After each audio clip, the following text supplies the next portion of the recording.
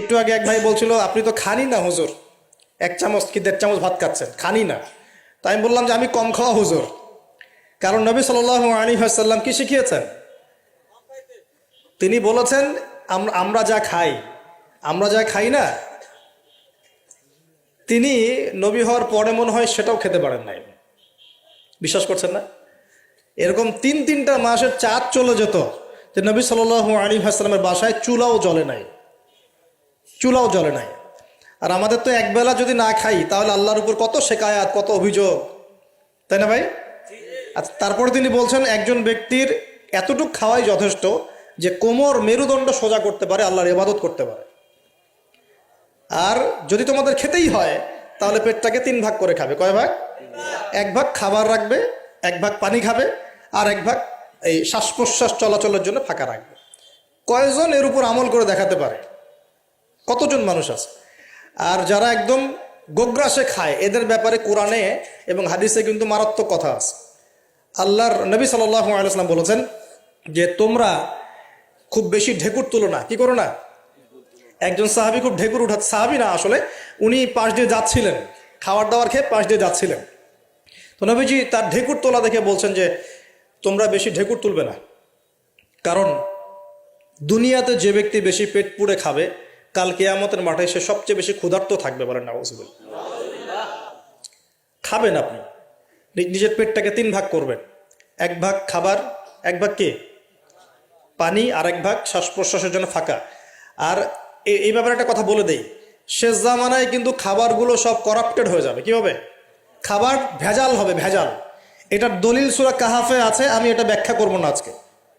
সূরা কাহাফে আছে, আমি ব্যাখ্যা করব না, শুধু ইন্ডিকেশন দিচ্ছি। 309 বছর ঘুমিয়েছিলেন আসহাবুল কাহফ। কত বছর? 309 বছর ঘুম থেকে উঠেই তারা প্রথম যে অনুভবটা করেছেন সেটা হলো তারা ক্ষুধার্ত। তারা কি ক্ষুধার্ত? দেখেন 309 বছর পর যদি আপনি ঘুম থেকে ওঠেন আপনার কাছে এই দুনিয়াটা আজীব মনে হবে, হবে না? কিন্তু ওনারা ক্ষুধার্ত, পকেটে কিছু মুদ্রা ছিল, যেই মুদ্রাগুলোর মান 309 বছরও কমে যায় নাই। কমে গিয়েছে না। এখন আপনি আপনার মুদ্রা নিয়ে ঘুমান 300 বছর, দেখেন তারপর কি হয়। কি হবে? টাকা থাকবো না যাইবো গা?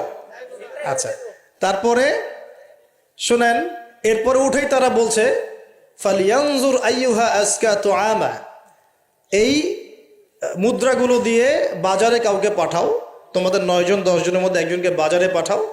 ফালিয়ানজুর, সে যেন বাজারে গিয়ে দেখে আইয়ুহা আজকা তুআমা, কোন খাবারটা পবিত্র খাবার, ফ্রেশ খাবার। ঘুম থেকে উঠেও ফ্রেশ খাবারের দিকে তাদের নজর কেন? আর এই সূরা আপনাকে দাজ্জালের ফিতনা থেকে বাঁচাবে কেন?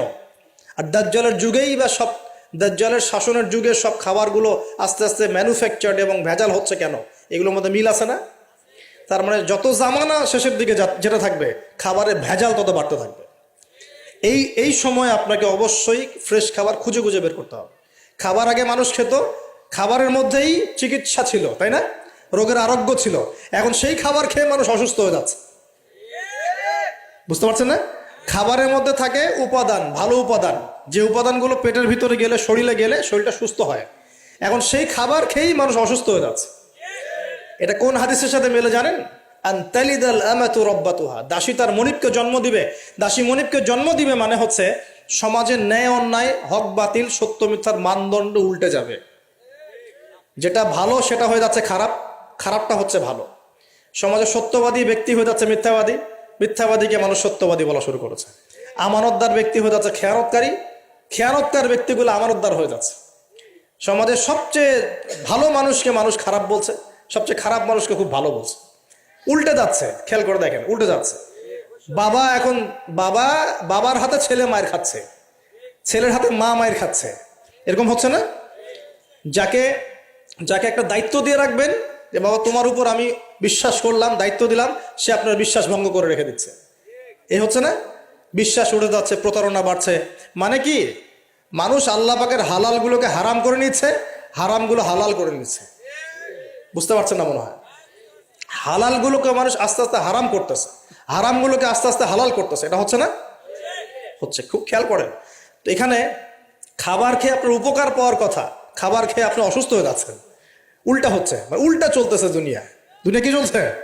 উল্টা। ছেলে পড়ছে মেয়ের পোশাক, মেয়ে পড়ছে ছেলের পোশাক। কাজ বলতে কি শুধু নামাজ রোজা হজ জাকাত, না জীবনের সব কাজ? এই একটা জিনিস যদি বুঝতে পারি আমাদের আজকের ওয়াজ সফল ইনশাআল্লাহ। আমরা আমাদের জীবনের প্রতিটা কাজ আমাদের প্রিয় নবী মুহাম্মদ রাসূলুল্লাহ সাল্লাল্লাহু আলাইহি ওয়াসাল্লামের তরিকা মতো করবো ইনশাআল্লাহ। রাজি আছেন ইনশাআল্লাহ? তাহলে এখন বলেন, 5 ওয়াক্ত নামাজ নবীর তরিকায় পড়া যাবে তো ইনশাআল্লাহ? নবীর তরিকায় নামাজ মানে ধীর স্থিরভাবে নামাজ। আমি এই তর্কে যাব না হাত বাঁধবেন কোথায়, ঠিক আছে?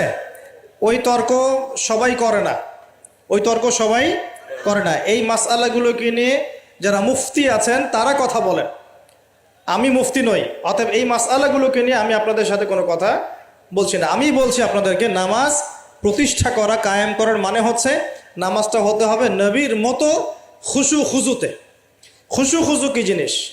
নামাজটা ধীর স্থিরভাবে হবে। নামাজে কি পড়ছি সেটা বোঝার চেষ্টা করতে হবে। নামাজে কি বলছি আল্লাহর সাথে সেটা বোঝার চেষ্টা করতে হবে। নামাজে রুকুর অর্থ কি, তাসবিহ কি, সেজদায় আমি কি পড়ি, 2 সেজদার মাঝখানের দোয়ার অর্থ কি, তাশাহুদ দরুদ দোয়া মাসুরের অর্থ কি, নামাজের সেজদায় আমি বেশি বেশি দোয়া করতে পারছি কিনা, নামাজ পড়েও আমি গোনা থেকে বেঁচে থাকতে পারছি কিনা, এই বিষয়গুলো বেশি ইম্পর্টেন্ট। আমি কি বোঝাতে পারছি? নামাজ ধীর স্থিরভাবে, রিল্যাক্সে, তাড়াহুড়ো নাই, বুঝে বুঝে পড়ার চেষ্টা করবেন। আল্লাহ পাক তৌফিক দান করুন। যারা নামাজ ধরি ছেড়ে দেই তাদের জন্য একটা হাদিস। নবী সাল্লাল্লাহু আলাইহি ওয়াসাল্লাম বলেছেন, মান তারাকা সালাতান মুতাআম্মিদান ফাকাদ কাফার। মনে রাখবেন, নবীজি বলেছেন, কেউ যদি তার উপরে অর্পিত ফরজ নামাজ ছেড়ে দেয়, নামাজ পড়াকে জরুরি মনে করে না, ফাকাদ কাফারা, সে ব্যক্তি কুফরি করলো। বলে নাউজুবিল্লাহ। নামাজ কি ছাড়বো ভাই ইনশাআল্লাহ? আল্লাহ পাক আমাদের সবাইকে 5 ওয়াক্ত নামাজি বানিয়ে দেন, বলি আমিন। এবং রমজান মাস আসার আগেই নামাজের স্পিড আবার ধরতে হবে, পারবো তো ইনশাআল্লাহ? আল্লাহ আমাদের সবাইকে কবুল করুন, বলি আমিন। এবং রমজান মাসে সুস্থতার সাথে রোজা রাখার তৌফিক দান করুন। রমজান শব্দটা যখন এসেই গেল তখন আর 2টা কথা বলি। রমজান মাসের সবচেয়ে বড় বৈশিষ্ট্য হচ্ছে এই মাসে আল্লাহ পাক কোরআন নাজিল করেছেন। কি করেছেন? এখন সারা বিশ্ব জুড়ে একটা ইস্যু চলছে না, কোরআন ইস্যু, কোরআন পুড়িয়ে দেয় ইস্যু, মনে আছে? যে কোরআন পুড়িয়ে দিয়েছে, আমার দৃষ্টিতে তার চেয়ে বড় অধম সেই ব্যক্তি যে মুসলিম পরিবারে জন্মগ্রহণ করেও কোরআন তেলাওয়াত করা শেখে নাই। হয়তো আমার কথা বুঝতে পারছেন না। কোরআন একজন পুড়িয়ে দিয়েছে, যদি আমার ক্ষমতা থাকতো ওর গর্দান নামাই দিতাম, কিন্তু তার চেয়েও বড় অপরাধী আমার কাছে আছে, আমাদের চোখে আছে। কে? যে মুসলিম পরিবারে 20-30-40 বছর থেকে আছে, মুসলিম সমাজে, মুসলিম পরিবারে নামাজে যায়, ইমামদেরকে চেনে, আলেমদের সাথে সম্পর্ক আছে, এরপরেও সে কোরআন তেলাওয়াত করতে পারে না। এ বড় অপরাধী আমার কাছে। কে বড় অপরাধী? এটা লজ্জার না? একটা মুসলিম পরিবারের থেকে আমি কোরআন তেলাওয়াত করতে জানবো না, লজ্জার না? নাকি আপনারা সেই সব শায়েখ হতে যাচ্ছেন যে কোরআন তেলাওয়াতও করতে জানে না, বাহাসের জন্য ডাকে মানুষকে? দেখেন নাই এরকম আছে না? মনে হয় যেভাবে ইসলাম পালন করা যাবে? ইসলামের জ্ঞান অর্জনের প্রথম ধাপটাই হচ্ছে বিশুদ্ধ করে কোরআন তেলাওয়াত।